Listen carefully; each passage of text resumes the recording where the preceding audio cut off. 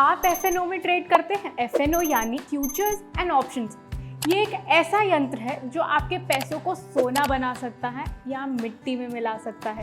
अब एफएनओ पर इसलिए बात कर रहे हैं क्योंकि ऐसा हो सकता है कि आने वाले बजट में गवर्नमेंट एफएनओ की टैक्सेशन में कुछ चेंजेस लाए। अब ये क्या चेंजेस है तो देखिए, सेक्शन 43(5) के मुताबिक एफएनओ ट्रेडिंग से जो भी पैसा आता था उसे बिजनेस इनकम की तरह ट्रीट किया जाता था। इसे स्पेक्युलेटिव इनकम नहीं मानते थे, मतलब कि जो भी प्रॉफिट एंड लॉस होता था वो बिजनेस इनकम में ही शो करना नेसेसरी था। फिर उस इनकम के बेसिस पर जो स्लैब सेट थे उस पर टैक्स लगता था। लेकिन गवर्नमेंट के मुताबिक रिटेल इन्वेस्टर्स का पार्टिसिपेशन एफएनओ ट्रेडिंग में बढ़ता जा रहा है और ये एक रिस्की ट्रेडिंग होती है और इसमें रिटेल इन्वेस्टर्स जिनकी कम इनकम है वो बहुत पैसा लूज कर रहे थे। इसको देखते हुए गवर्नमेंट अब ये प्लान कर रही है कि एफएनओ से आए हुए प्रॉफिट एंड लॉस को अब एज अ स्पेक्युलेटिव इनकम माना जाए, जैसे लॉटरी एंड क्रिप्टो से आई हुई इनकम ट्रीट की जाती है। और इनका टैक्स रेट क्या आपको मालूम है कितना है?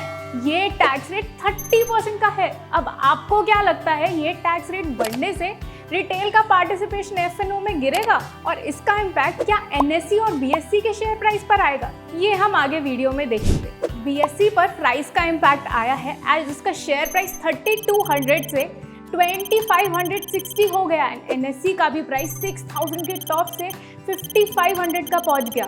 ये इम्पैक्ट शॉर्ट टर्म के लिए ही हो सकता है, लेकिन लॉन्ग टर्म का सोचें तो उतना इम्पैक्ट नहीं दिख सकता। ऐसा इसलिए फर्स्ट ऑफ ऑल इंडिया की जीडीपी बढ़ रही है, साथ में इसकी पर कैपिटा इनकम भी बढ़ रही है एंड अगेन हमारे बजट में एम्प्लॉयमेंट इंक्रीज करने पर फोकस है एंड कंजम्पशन बढ़ाने पर भी फोकस है। अल्टीमेटली इससे इनकम इंक्रीज होएगी तो उतना फर्क फ्यूचर में लोगों को नहीं पड़ेगा इससे। Secondly, cigarettes, tobacco, even betting game जैसी कंपनी लाइक Dream11 पर इतनी रेगुलेशंस है, बट उसके बावजूद क्या इन कंपनी पर कोई इफेक्ट आया? नहीं ना, बल्कि आपको तो पता ही है वीएसटी इंडस्ट्रीज, आईटीसी के रेवेन्यू एंड प्रॉफिट्स बढ़ ही रहे हैं, गिर तो नहीं रहे ना इतने मेजर्स के बाद भी। तो गवर्नमेंट चाहती है कि एफएनओ में रिटेल इन्वेस्टर्स रिस्की बेट ना ले, उसके लिए उन्हें प्रिवेंटिव मेजर्स लेने की नीड है, जैसे कि वो एजुकेट कर सकते हैं इन्वेस्टर्स को या अवेयरनेस स्प्रेड कर सकते हैं।